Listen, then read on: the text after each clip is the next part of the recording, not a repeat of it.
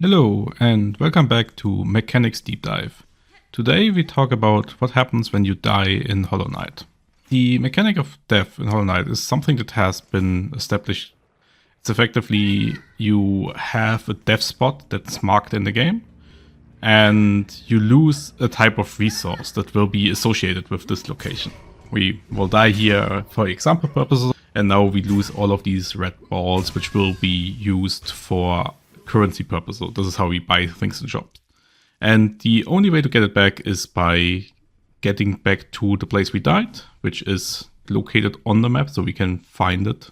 It's marked on the map. And if we punch this object that will spawn in our death location, we will get our money back. In addition to this, we have a reduced silk meter for the duration until we manage to get our silk cocoon back. And destroying the cocoon will also give us access to one full heal bar of silk, which means that we get our stuff back and we get a little benefit out of that.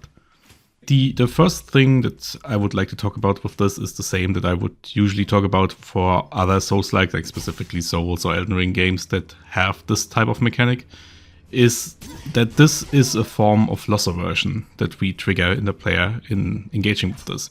We give the player something that they worked for. This is, in this case, our resource. And then we take it away with death. In doing so, this amount of resource will feel way more relevant than the original amount of that. So giving the player something, then removing this makes it way more valuable to the player. So they definitely want to get it back frequently, even if it's just small amounts they would usually not care about.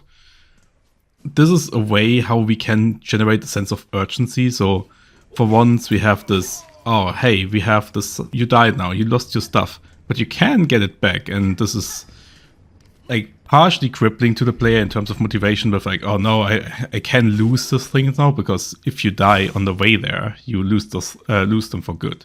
But it's also like a mini side objective that's really, it has like a heavy weight on the player that they really want to succeed with this. Fundamentally is a type of motivation. Just jumping on another thing with the cocoon is that you can actively punch it from above and then jump on it, similar to jumping on enemies and spikes in this game, which actually means that if you die during platforming, you can use this as an additional jumping point the next time you get there.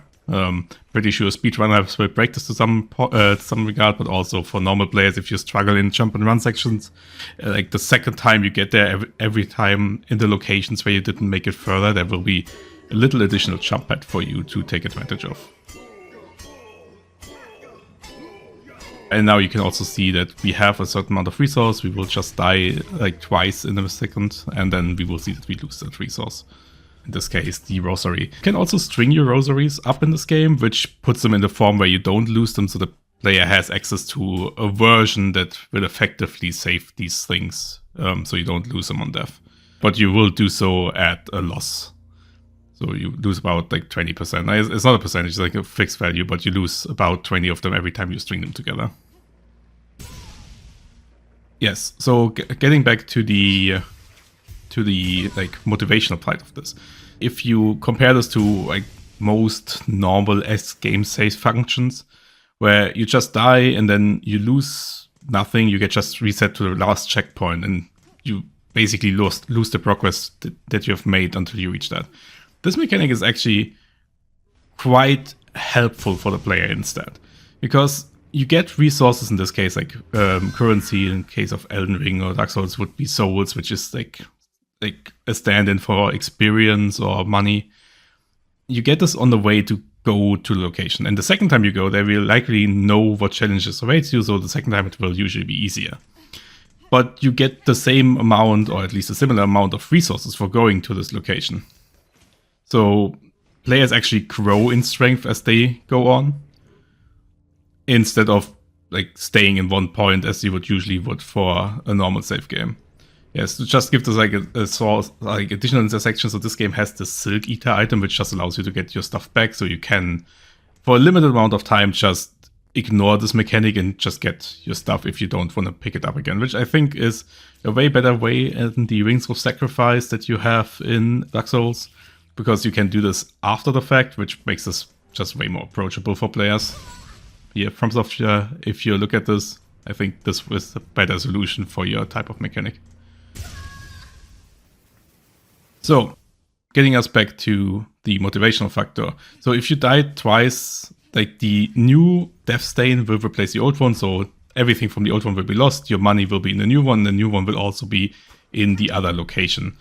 This is a fail state that's quite relevant for Silksong, because you lose your like silk bar, like your resource bar for special abilities and healing if you die, but if you die closer to your previous death, or it's just in a different location because you decided to go somewhere else, you get it back. So there is never really a situation where this locks you into a bad state.